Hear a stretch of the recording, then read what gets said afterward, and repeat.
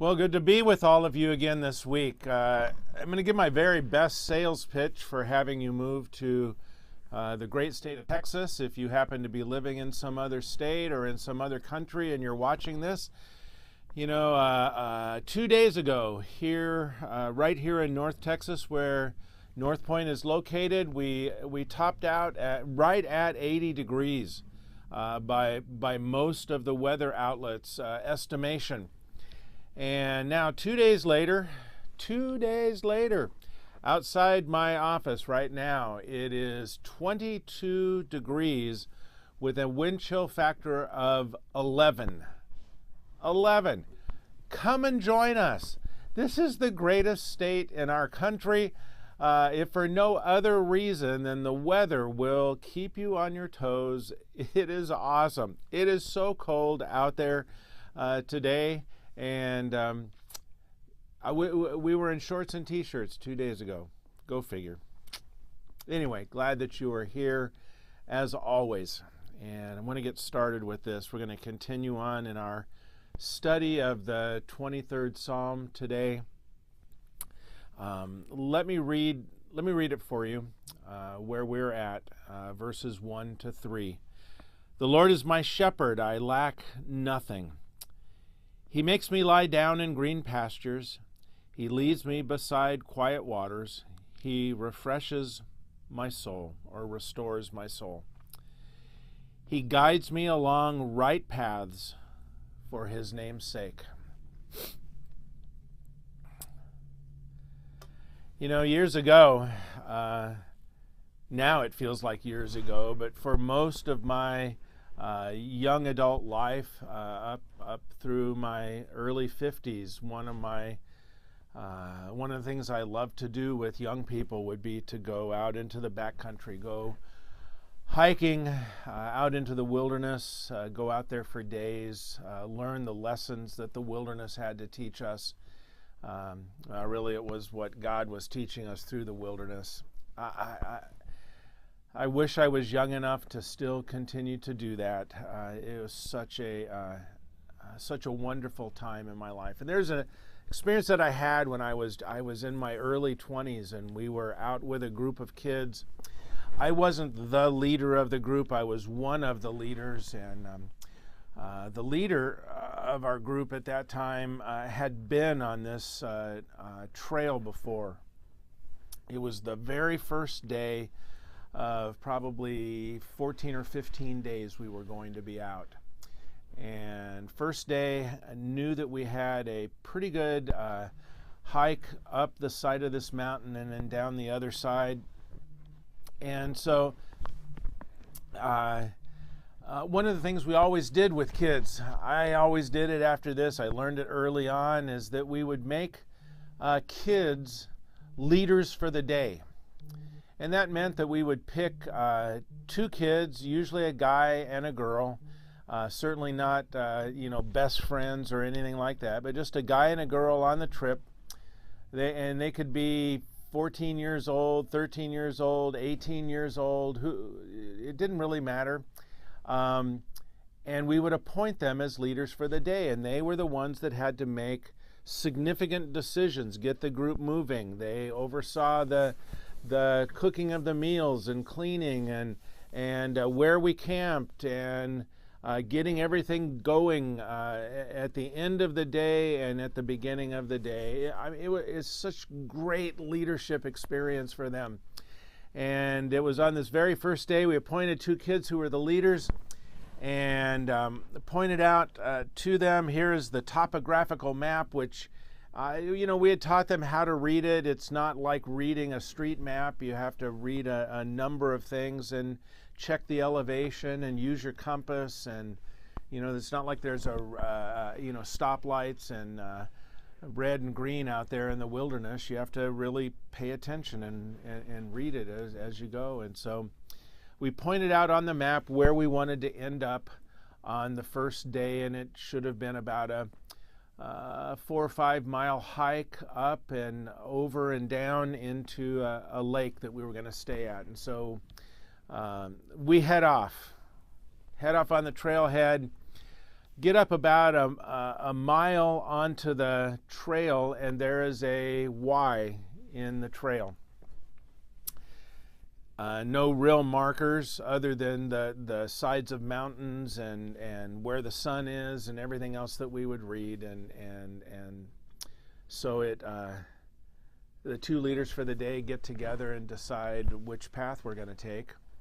And they argued and they weren't sure, and they came back to us and we said, hey, it's up to you. I mean, we told you where we're going. We taught you how to read the map. You got to make the decision. And so they wrestled through it and ultimately decided against the other one's better judgment. We went with the stronger personality and headed off this other direction, believing that we were going to get to where our destination was going to end. And sure enough, after an entire day of hiking up to almost 9,000 feet, this grueling climb back down, winding around, we come back around, and at the end of the day, there we stood at the very spot that we started. It had looped all the way back around to the very beginning of our hike. And there we sat, and our ultimate leader on our trip said, yeah, you made the wrong choice. And it's like, what do we do now? And well, we've still got to get to the lake.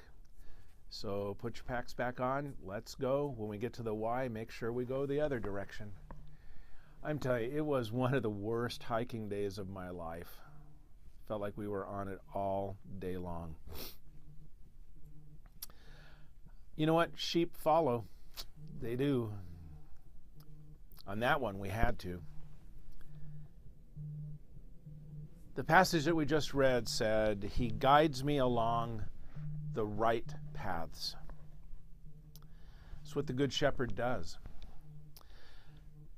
Thing about sheep, they are, at heart, they are creatures of habit. Without the right shepherd, they will not follow the right paths. They'll just keep following the same old trails till those trails become ruts. They'll just keep going. Or even worse, left alone, sheep are truly the blind leading the blind. It's why they need a good shepherd to look after them. They will graze on the same hills until those hills turn into desert waste. and they die. They'll pollute their own ground until it's corrupt with disease. No other livestock, at least to my knowledge, requires more careful handling, more detailed direction than sheep. David, King David, who wrote the 23rd Psalm, knew that if the flock was to flourish, the sheep had to be constantly under his meticulous care.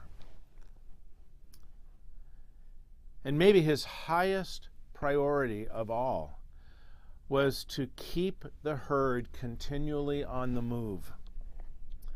They couldn't be left on the same ground too long. So they would shift from pasture to pasture to pasture to prevent overgrazing and the erosion of land and the rutting of trails and disease, or ultimately ending up where they didn't need to be in some place of danger. The shepherd certainly had his knowledge of his sheep, but he also had an intimate knowledge of his pastures. He'd been all over the ground again and again. He knew the ground. He knew the paths. He knows every advantage and every danger. He knows where the flock will survive and where it will surely struggle and die. They need him. The prophet Isaiah said in Isaiah 53, verse 6, "We all, like sheep, have gone astray. Each of us has turned to its own way." Oh gosh, speaking of prophecy.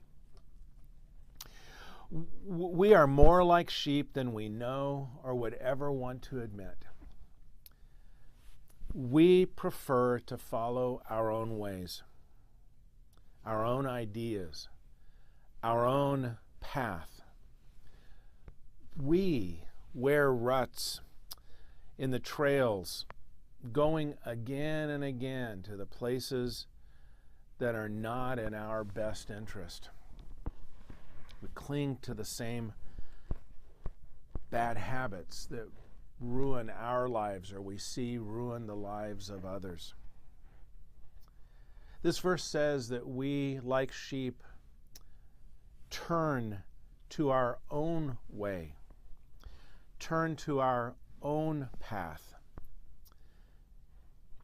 That line simply means we do what we want. We think we know what's best. We are sheep who are specialists at carrying out our own ideas and our own plans and our own dreams. And we do this in spite of the promise that Jesus was born to be our shepherd and came to lead us to a life that we could never, ever find on our own. Last week I posed a question. I'll put it up here on the screen for you. The question is, what do we do when we recognize we're on our backs? Well, we all wander. That's what sheep do. That's what sheep do the best. And I said there is really only one thing, the sheep, and there really is only one thing that we can do when we wander and we find ourselves flat on our back or on the wrong path. Sheep have to listen for the shepherd's voice. You see, the shepherd will call the sheep by name. The shepherd will come and help. The shepherd will restore a broken sheep back to health. He'll get the sheep back on the right path. And then the shepherd will go back to leading, because that's what shepherds do the best. Yeah, David also wrote these words in a later psalm, Psalm 119, verse 105 says these simple words, "Your word is a lamp to my feet and a light to my path." Yeah, David was always speaking as a sheep or a shepherd. Let's face it, we don't like to follow. We don't like to follow anybody. We prefer our own way, even though it may take us straight into trouble. We do it again and again. We know the stubborn, strong-willed, proud, self-sufficient sheep that persist in pursuing wrong paths and grazing on old polluted ground. We know that that sheep will ultimately end up destroyed. We know. We know it right in here. It happens all the time to men and women who choose their own path. So how do we find the right path? His Word. How do we walk back to the right path? We follow His Word.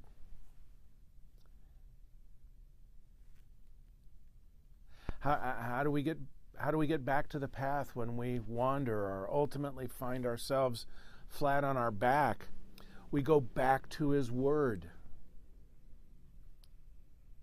How do we build the stamina to stay on the right path?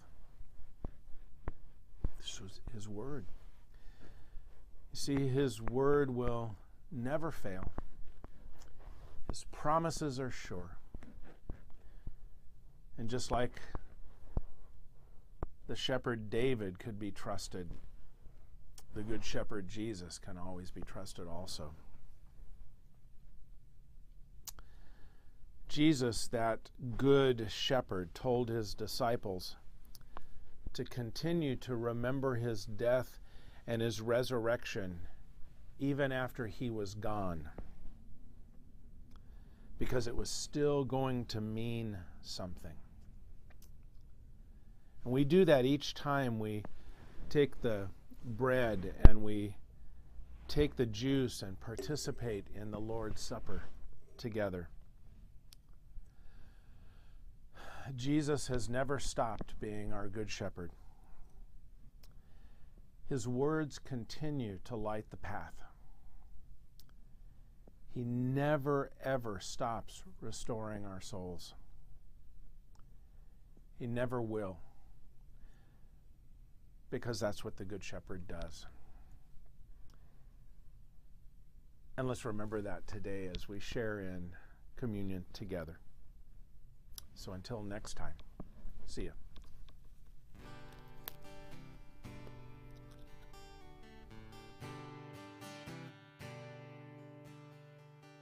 To the only God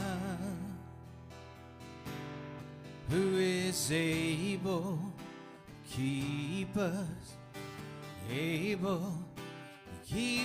from falling, to the only God be all glory and honor, majesty and power for all ages now and forevermore.